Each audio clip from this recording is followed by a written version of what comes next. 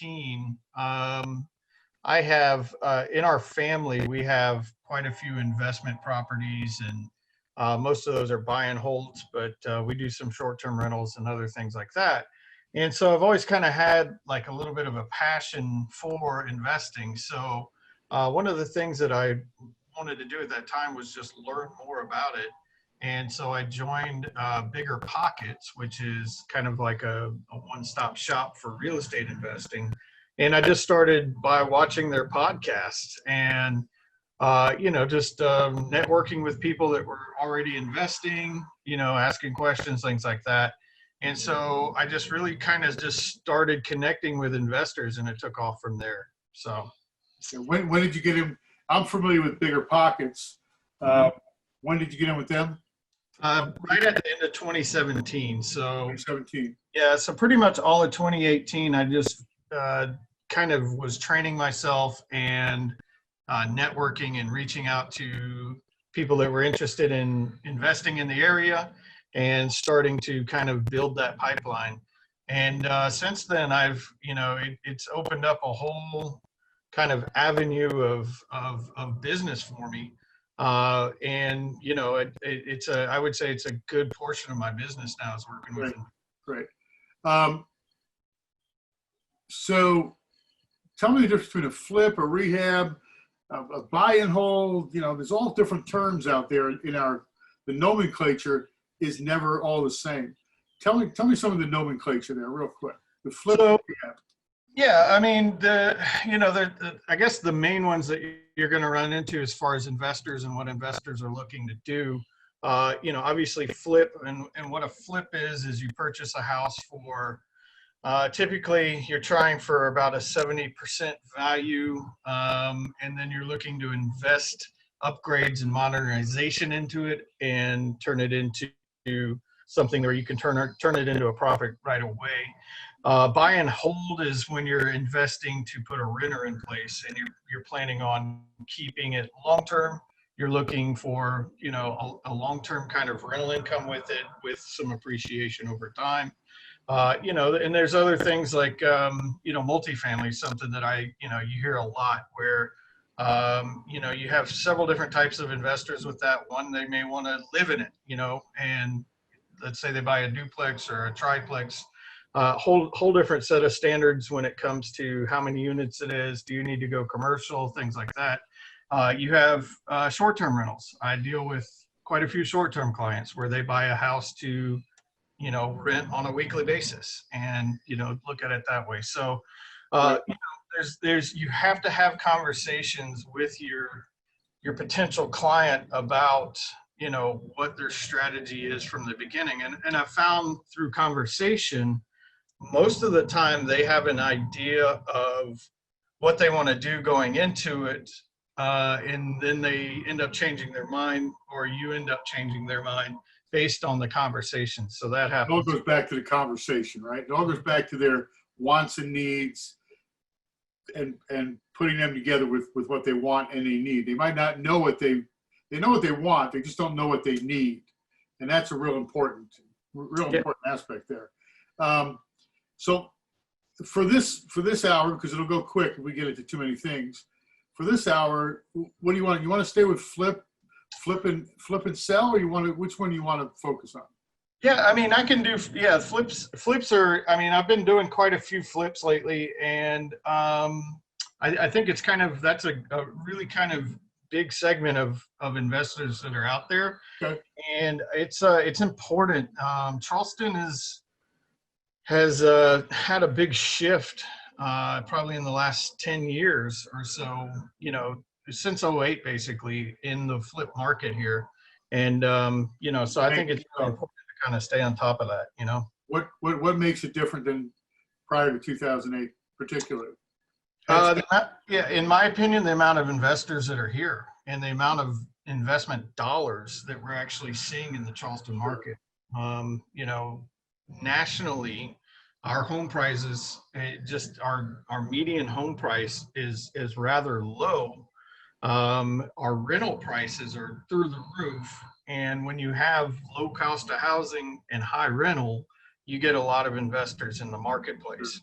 And, things that I've been seeing probably in the last 2 to 3 years are investment firms and hedge funds and, money managers that are coming down with $1 billion, and their strategy is to buy up everything over, they'll offer over list on just about everything. And they're not squabbling over $1,000. They're not worried about the small investor who says, every dollar's got to count. These guys are coming in, they understand the value of the real estate, and they're turning it, they're saying, just buy the darn thing. I mean, that wiped out the 2008, 9, and 10 foreclosure market on the steps of the, right? Yeah. We used to go to foreclosure markets. Mm-hmm. Now the hedge funds step in, they pay retail price, they don't care. So let me ask you a question. Let's get into some of the qualifying questions. So I get a phone call from a guy, and it's Joe Investor. Like everybody, he's got 15 grand in his pocket, and he wants to buy a flip. What are the qualifying questions you're going to ask me? Sure. So I think it's really important. Kind of one of the first things that I'm doing, to qualify him is, does he have experience? Has he done one before, even if it's in a different market? A lot of investors in this market are from out of town. I get a lot of New Yorkers, a lot of Northerners, and places, other people that are looking to emerge into this market. So I want to know, have they, what's their portfolio like? Are they just starting out? Are they, do they have some experience? You need to know what team they've assembled. Do they have are they a contractor? Do they know a contractor? Are they, have they made connections locally? Do they have a painter and an electrician, and can they subcontract out? Because that's, you need to know that, because if you're the one that's going to be providing that to them, there's a whole nother set of coordination that goes along with that. Most of the local contractors that I run into that are doing this on a daily basis are pretty much booked solid. And, they're busy on their own stuff, and they have clients already in place. So what happens if the guy says, you know what, I'm brand new, I don't have all these people? Is your advice, hey, buddy, go find another place to live? Or is it, I can help you out? It's, I can help you out. And, you have to carry as the realtor and as somebody that's trying to help them, you have to have a list of contacts that you can then, make recommendations to. I try to carry my list of just general contractors in general is about 25 deep. And I try to stay in touch with them to make sure that, they have time for an investor, and you just have to kind of build that through networking, placing ads in Facebook, doing whatever you need to do. There's a lot of times where I'll just, I'll drive by a place that has been recently flipped or renovated, and I'll call the listing agent and go, who did you work for you? And sometimes they'll share with you, and sometimes they don't. But if they do share with you, then, call the person up, see how his business is doing, see if he's ready to take on more business. So we got the, and I'm going to just keep going here. Mm-hmm. We've got make sure they've got their resources. If they don't, you can offer them. So mm-hmm. I'm hearing there also that a constant contact with your resources, with your people, is as important as constant contact with the investors. Oh, absolutely. Yeah, absolutely. You have to stay in touch with who's doing what. And a lot of that will have to come down to a lot of times when you're looking at a flip, depending on the level of work that goes into it, you may have a contractor. He may be tied up for, 4 to 6 months. All right. So, you have to know if they have the availability to do that. So it's very important that you keep informed with your contacts if you're going to use them as, referrals. How do you check the money? How do you check his solvency? I get a lot of contractors, and over the years, and a guy's got $15,000 and he thinks he's going to go take out a 203K loan, which is a rehab loan for anybody who doesn't know, but he's never applied for it. He doesn't. I mean, obviously you do the regular, hey, show me the money, but what do you need a little bit? What's the next step with a flipper? So with them, I just get them in touch with the bank. I have several that I use that are, investor friendly. And what I really want in a bank is somebody local that knows our market. I think that's highly important when you're working with investors, because if you're looking at something in Chicora Place off of, Sproul Avenue, that may not have a good property value, somebody local is going to be like, oh yeah, I know where that is. I've driven by there, so that's really important. But you just need to get them with, the right people that are going to be able to help you come up with a plan on how they can get their money, and whether it be through a mortgage, whether it be through, Private money and whatever. yeah, private investments, things like that. And Christine, you hit me right on the nose there, kid. Give us the name of two banks that'll help you out. So two that I really like around town, Beacon downtown. Okay. They don't have a lot of branches. They got one in Mount Pleasant and I believe Somerville and then downtown. But the owners are all Citadel grads. They're all local guys. It's their own money, and they do bring in some money through investors and things like that. But they've been very good about working with investors, and also they have they're commercial as well. So who's the other one? So Beacon's one that I really like. I like UCBI, which is United Community Bank. Where's that located? They're all over. They are Somerville, Mount Pleasant, West Ashley. They also they have commercial as well over there, and locally they're very good. A lot of local lenders, a little bit bigger than Beacon, so the pockets are a little deeper. And they're easy to work with on just about every project that you could throw at them. SunTrust Bank is also another good one that has portfolio. And SunTrust their main branch is downtown as well, but they've got a good program for investors. Good. All right. So we get them just like any other deal. You get it qualified. You got the money coming in. You're going to go look for a property. Mm-hmm. What am I looking for in a property? I heard you say 70% cash to resale. Talk to us about where that sweet spot is. So 70%. How much do I want to spend on the flip, and how much do I expect to make on the deal? So yeah, 70% is something you're going to hear a lot from investors, because everything that they're reading out there tells them that they can buy a house at 70% value. And yes, that's true. You can buy them at 70% value. I don't see that very often in Charleston. Anything that pretty much is already on market, if it's on MLS, you're probably not going to get it at 70%. Right. If you want those kind of deals, you better be digging for them and looking for off-market stuff. It's very possible to find them, but it takes some boots on the ground for sure. But yeah, 70%, what that means is, like, if the value of a house is 200,000, then, you're going to have an offer, basically at 70% of that, 30% off. Right, and yeah, and typically the reason that's the number is because on an investment, if you're putting, if you're at 70% loan value, it's pretty easy to get a loan, and it's very low risk to the bank. So that's where that number kind of comes from. Right. It's hard to do in Charleston, but there's plenty of homes out there that, even if they're at 90%, if you do a good enough renovation and keep your costs down, you can still make a good penny. And so you just have to evaluate each property on its own merit. So let's get into the meat and potatoes. And you're right. Everyone, I have an investor that his cap rate is 4%. That's all he cares about. He's just wanting to take his money, put it into real estate, and keep that money for 20 years in real estate. And I have guys at 12%, and they won't go, so he won't go any lower. My guy won't go any higher. He doesn't want to get into the lower end market. He wants to stay in a 3. So everybody's different. So we got to find out what that need is.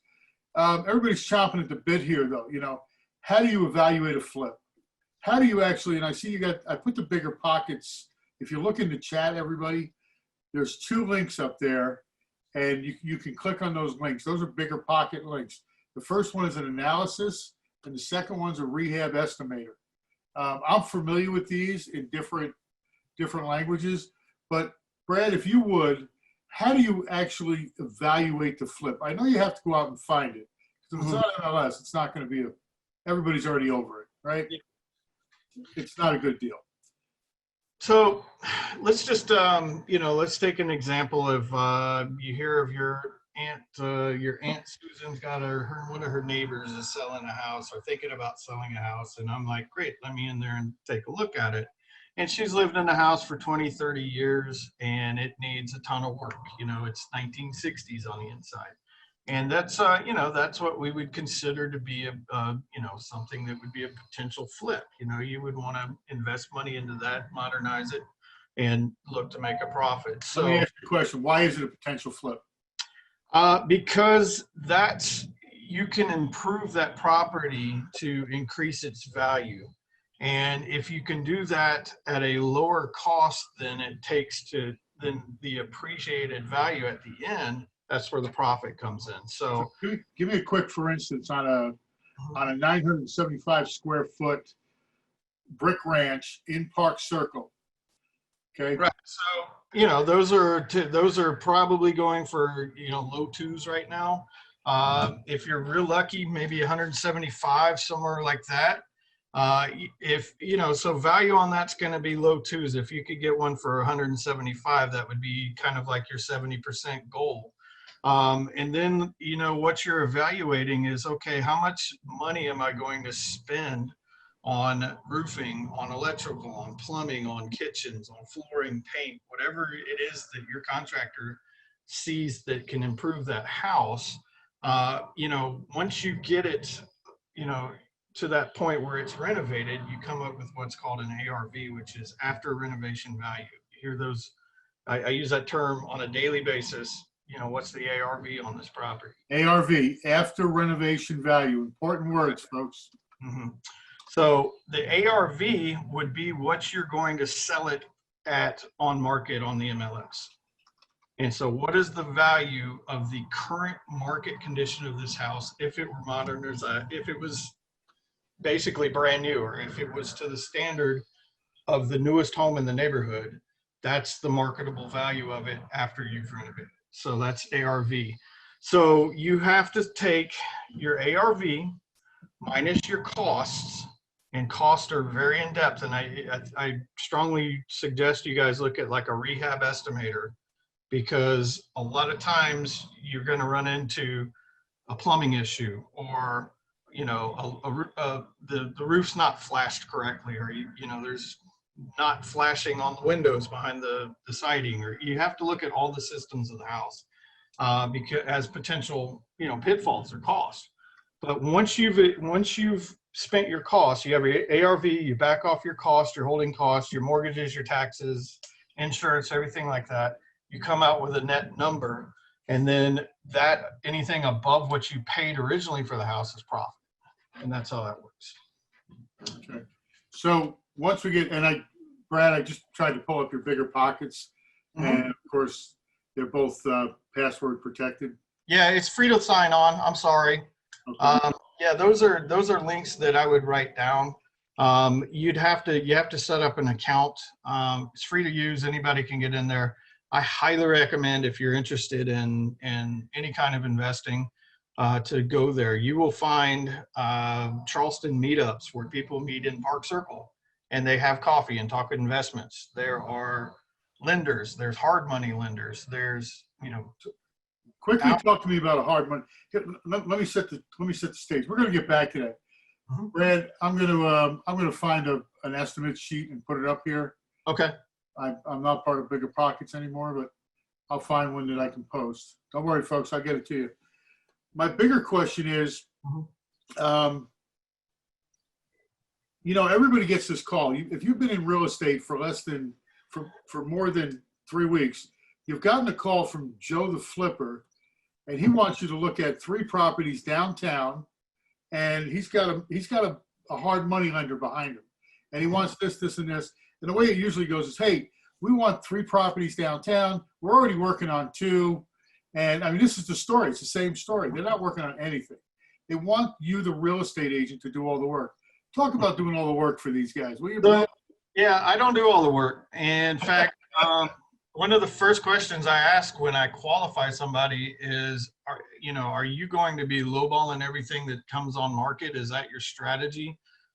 Because I want to know if a guy wants me to put in, 300 offers to find one house, it's probably not going to be worth my time. And so a lot of times people get into investing in this market thinking that they can come in here and steal a house. And it takes your knowledge and expertise to say, look, that's not our market here. You may be paying 95% for this house or 90% if you're lucky. And so we need to evaluate the home based on that, not on, 70% value. Okay. And so, if they're always going to be offering 70% in Charleston, you need to, as an agent, decide whether that's worth your time or not.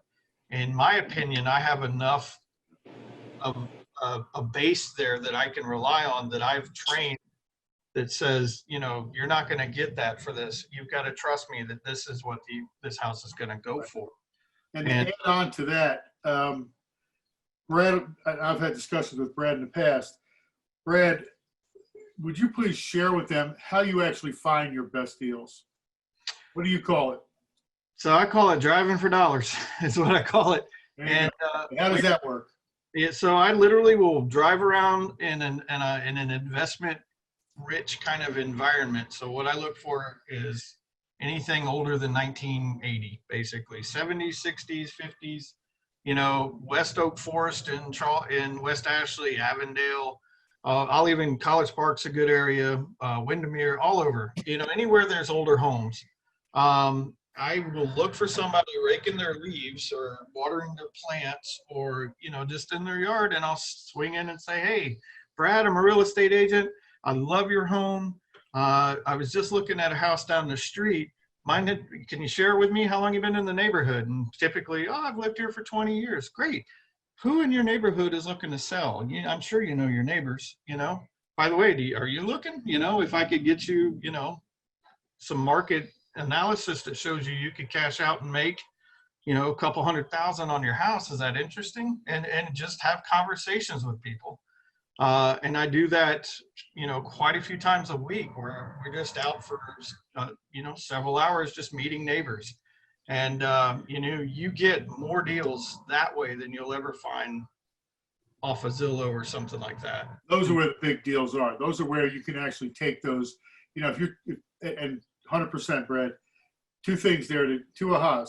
Conversations with people, that just regular people looking for the in or the buying signal to talk about real estate. That's important. This whole series is set up about conversations, and I know you do have those conversations. So getting back to the flips, let's talk about actual money. Now, I don't have an estimator sheet in front of me, and I haven't looked at one in a year or two, but what you're looking at is a grid, and we'll get you one, folks. It's a spreadsheet, and it says you walk through the house and you do an evaluation. Do you have one in front of you by any chance? I do, yeah. And one thing I'll say as a caveat to that is I don't estimate cost ever. Okay. I leave that up to the general contractor that's going to be doing the work, or the investor himself. Typically, if the investor is not a contractor, you need to have them you need to have who's doing the work and who's doing the investing together when you're evaluating properties along with you. Because if you start putting numbers on how much something's going to cost to fix, you're out of your league and you're going to get into trouble. Because if it goes higher than that, it's your fault. And so I stay out of that conversation. I say, here's the house. Let's look at it. I bring in the contractor. I say, what is your estimate on what it's going to take to renovate this house to this condition? I will share with them what the market condition is. You need to have new countertops. You need to have upgraded fixtures, this color paint, that kind of stuff. I'll share with them what that market is in that neighborhood, but it's up to them to come up with the cost of repairs. So your your expertise is making sure that they understand the value of the market. Yeah, and I know how to sell it, and that's the Right. thing. And so if you can get it to this condition and this marketability, I'm an agent, I'll get it sold for you. But you guys need to come up with the cost of what it's going to take. I would say typically on most of the houses we've done, it can be anywhere from 30 to 100,000. Okay. And it just depends on the level of details that's out there. So we did one downtown, it cost over 300,000. So Okay. So your level of, you stop when it comes to estimating. You say, this is what I know. This is the value of the house after repair, ARV. Here's what I think we can buy the house for. You guys figure out the middle. yeah, and the reason for that is just I don't want them coming back to me and saying, well, you said this. It's not. With labor costs, with materials, that stuff is on a slide scale, and I'm not going to Lowe's and checking prices. You know what I mean? Like I'll leave that to the contract. Right. And I agree with you there. Some people work for less money than others. Some people do it themselves. What about the values? Are you looking at saying this home is at the highest and best use of the property? Are you saying, hey, you know what? If you put a second story on there, we can get this amount of money. Is that within the scope of your duties? Yeah, we have conversations about that all the time. And, you always, when you're working with an investor client, most of the time they are, especially, well, it works both ways. If they're buying holds, they're always going to want to see if they can add bedrooms, and they're going to see if they can, increase the value of that piece of land by adding renters. On the other side of that, on the flip side, if you were to add, say, a two-car garage with an apartment behind it or on top of it or something like that, you can definitely increase the value of a property by improving the property. And so that comes into consideration, and it just becomes a cost issue. Okay, if this is done, I would warn that you don't want to overbuild the neighborhood. So What do you consider overbuilt being? What percentage of both neighborhood? So if the highest comp in there doesn't have a two-car garage with an apartment over the top of it, then I'm probably not going to recommend that you improve to that level. You want to stay within, say, maybe 10 to 15% of like what the highest and best in the neighborhood is. So I've been fortunate. Most of the flips I've done recently have been the highest price fetched in the neighborhood. So, we're on a good streak with that recently. So good. All right, what else you got to share? What else we want to know about, folks? If you got questions, put them in the chat. I'll be happy to ask Brad. Yeah, I would say things to not forget about when you're talking to them is project times. There's going to be things like holding cost and insurance cost and things like that you really also need to take into consideration when you're budgeting for a flip. You have to have time built in for the unknowns. You may schedule for the permitting office to come out there and give you a permit, and it take them 2 weeks to get out there. And, that's holding cost time and things like that. You're just going to have to kind of, prepare for the worst and hope for the best kind of thing.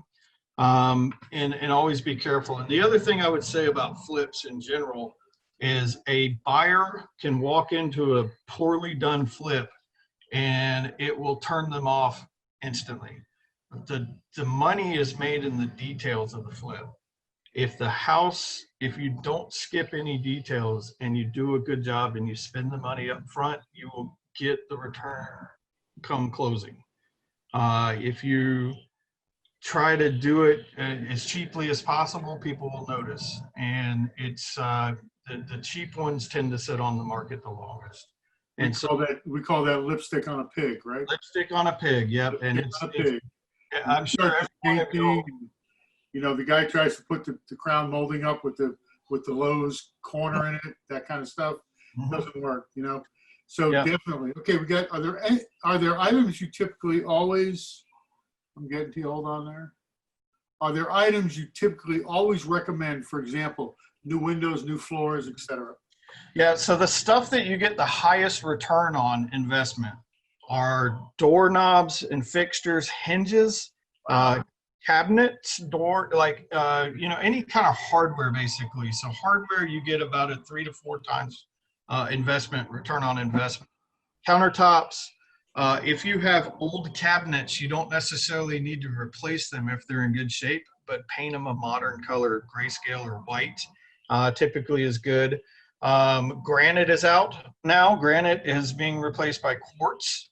It's easier to maintain. It looks just as good, and it's about the same price or even a little bit less money. Kitchens and bathrooms are where it's at.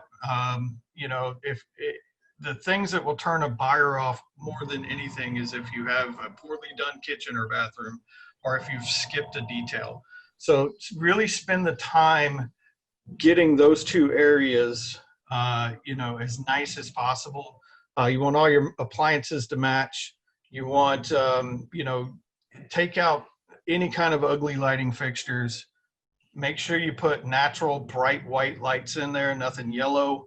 And then, grayscale is kind of where it's at. So everything we're seeing is grayscale. I'm seeing a lot of,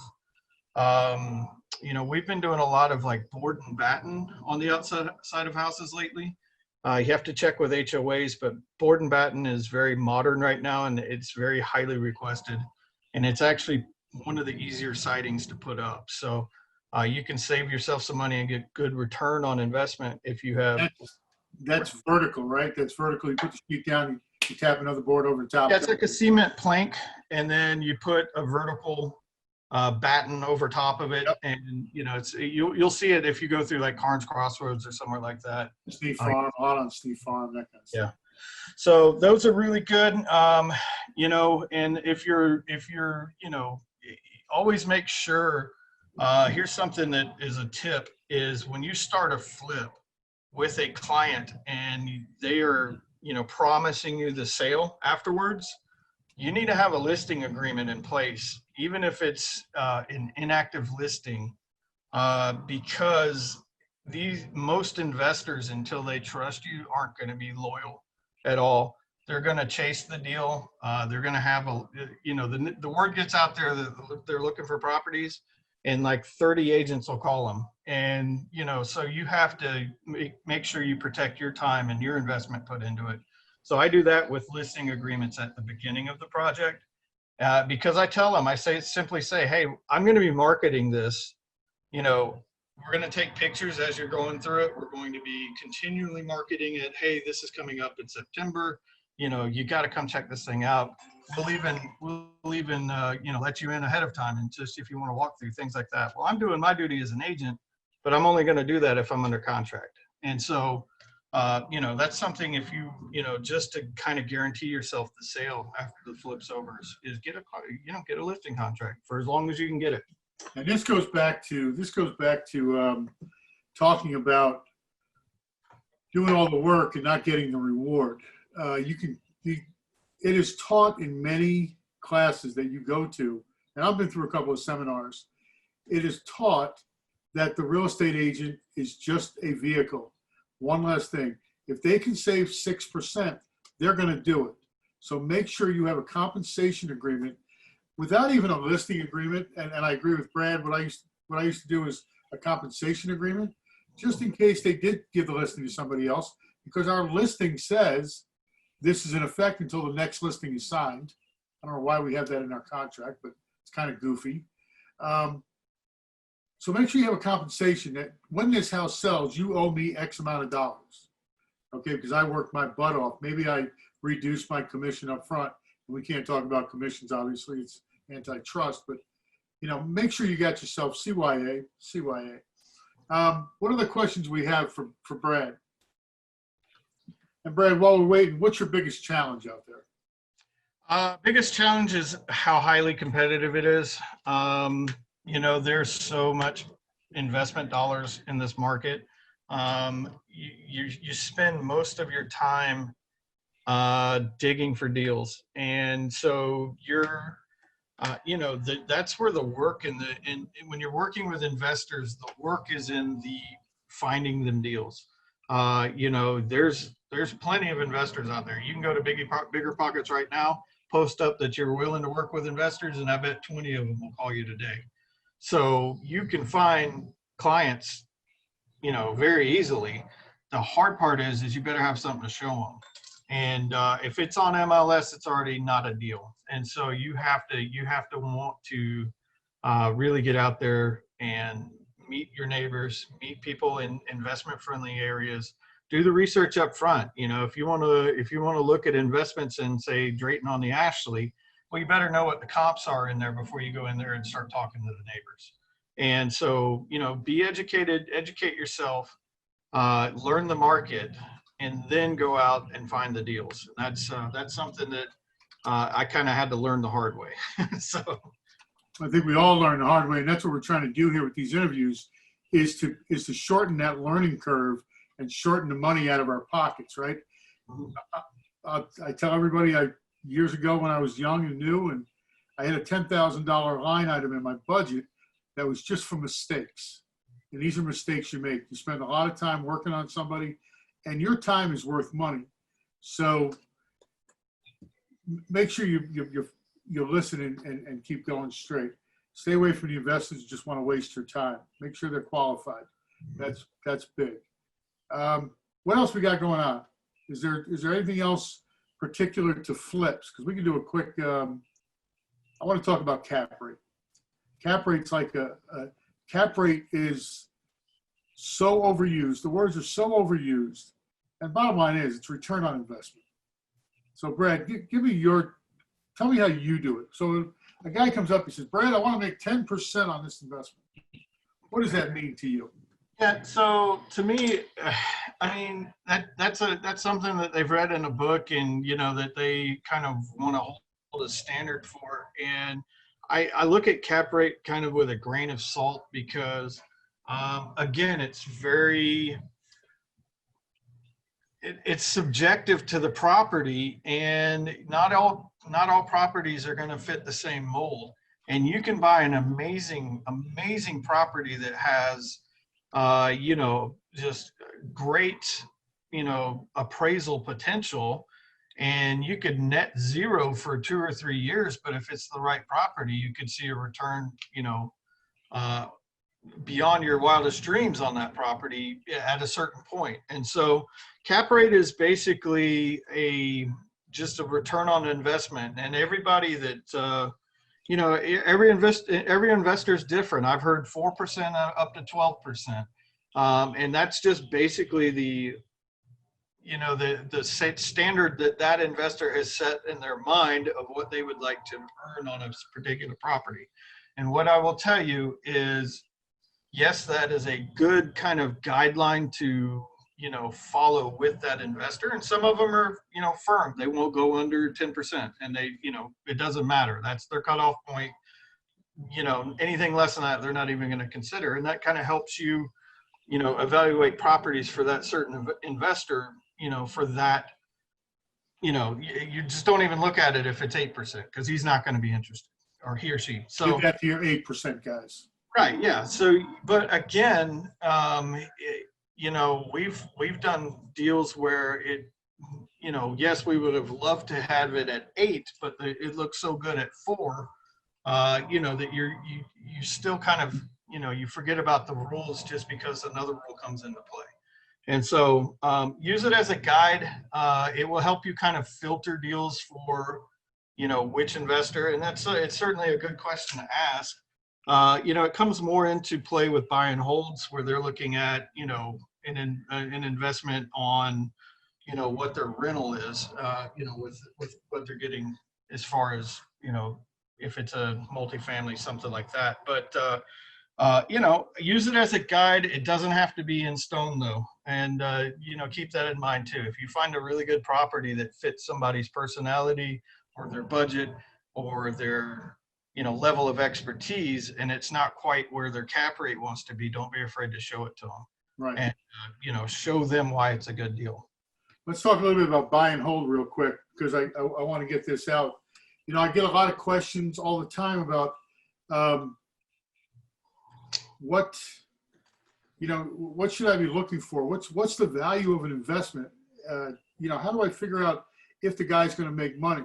And one of my answers, I know from the old timers who owned houses before 2007, 2005 actually, and they bought places based on the value of the property and the value of the rent. We call it the 1% rule. Yep. Want to talk about the 1% rule? Mm-hmm. So if let's say your house is or let's call it 200,000 just for, you know, the sake of that. So if you take 1% of 200,000, that's 2,000. And so your rent needs to be at or below that, or I'm sorry, at or above that 1%. And that's just a really, really fast way to kind of evaluate whether a property is on market and would be good for, you know, to take a look at for as a buy and hold property. I've And never so, seen anybody lose money that way. yeah, yeah. As long as you're over 1%, then it's a good property to look at. And you'll start. It's just I mean, it's a very, very quick analysis. You can glance at it and tell you what 1% is. So it's something that I do use all the time. Coming from a family that has, we have about 55 buy and holds in my family, and you know, the things that we look for are how, you know, how can you improve a property to the most amount of rent that you can get from that property, and maximize the land use. That's how we evaluate properties. So if it's a, you know, if it's a half acre with a house, how can we make it a half acre with a house and 2 trailers in the back? And you know, so that's kind of the way we evaluate it. You know, long term, if they're buying holds and they're willing to put the skin and the work and the maintenance into a property, it's basically it's a winning strategy almost every time, because Charleston goes up in value at about 2 to 5% almost every single year. So even if you're net zero on your lease and you're not making anything on the rentals, you're still making money on your investment. And so and the thing is most mortgages on buy and holds, let's say you got to put 20 to 30% down, your risk is only 20 to 30%, but your return is on the entire cost of the property. And so, you know, that's, even if you're at a net zero, you're still making money every year to year. So you say net zero, and let me just expound on that. Net zero to you is? So if after cost and rent and your mortgage payment and insurance and everything, if your rent equaled your expenses, that would be a zero, you know, profit on that property. I'll call that a net zero. And so even at that, you're still making money on appraisal. Because why? Because our market goes up every year and the price is high. You're also, somebody else is paying your rent. Yeah, exactly. Somebody else is paying your mortgage. Mm-hmm. I mean, you know, you've got the depreciation happening on your taxes. You're making money. Now, this goes back, because I wanted to say that to go back to your initial bigger pockets analysis, Mm-hmm. the first link there. That analysis, I assume, is let's buy the property, let's see what the holding costs are, let's check all the expenses, and see what a 7-year hold is going to look like. Is that what that analysis does? That's correct. It's purchase price, rehab cost. You figure in your interest rate, the anticipated length of the project, so that's your holding cost.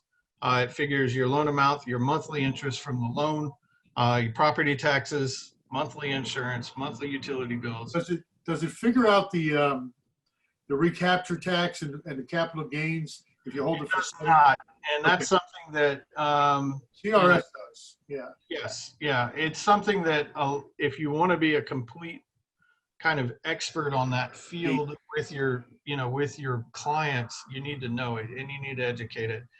Typically when it gets to taxes and, you know, I have an investor that is asking those questions, I'm going to refer them to an accountant, a CPA. Okay.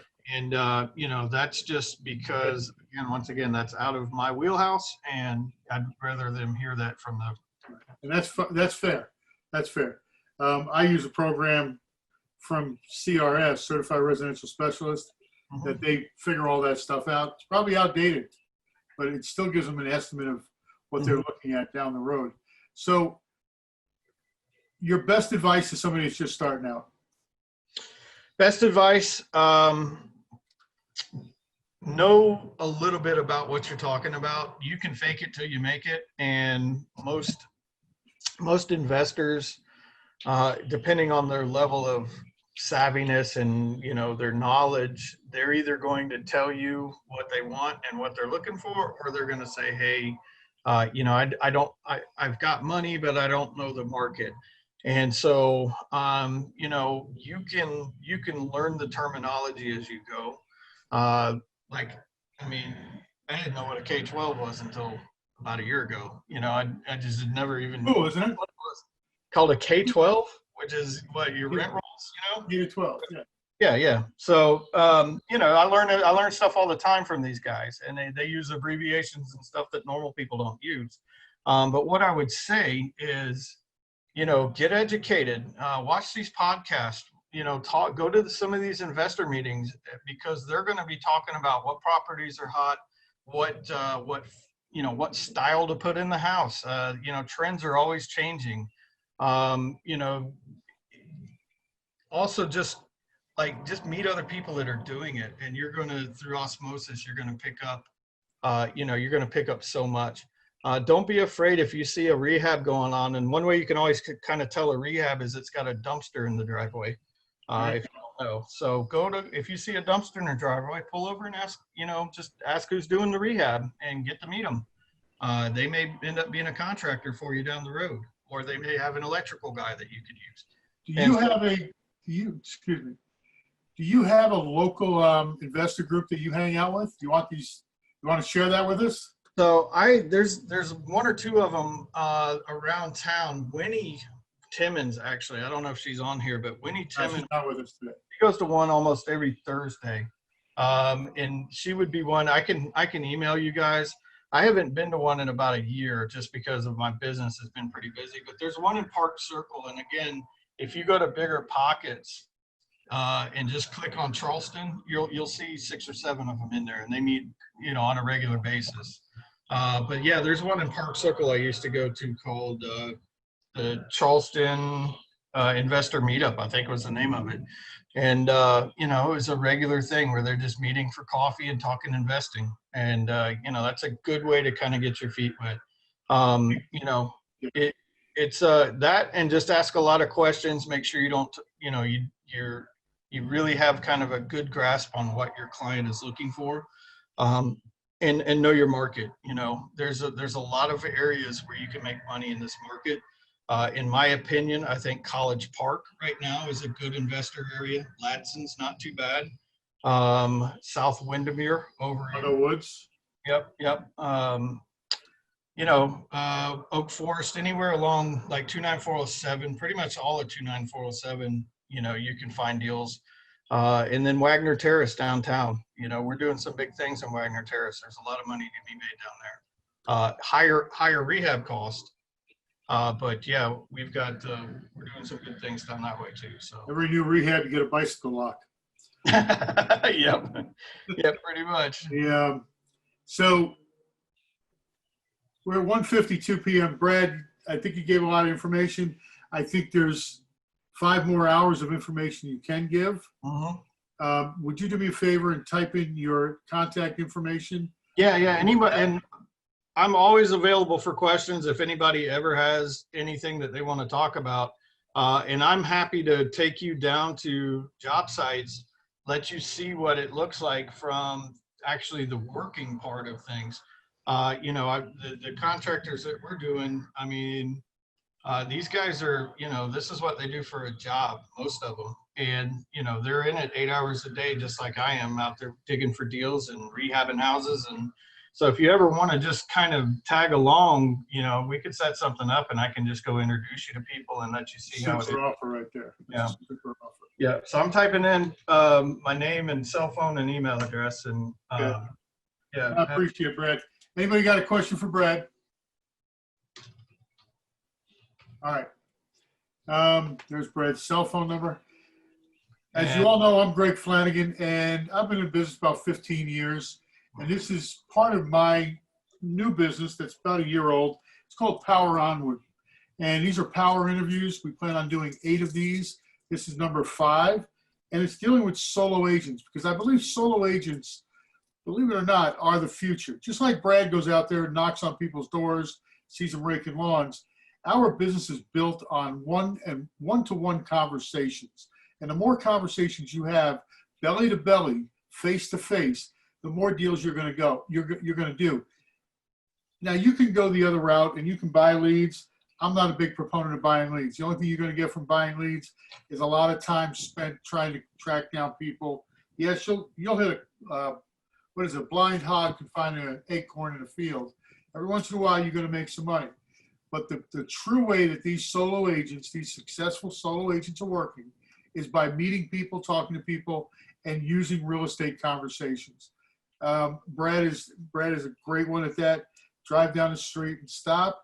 And I think I'm looking at my wall right here. So are a lot of you on this. So don't get caught up in spending money. Real estate, don't get caught up having to be a millionaire real estate agent.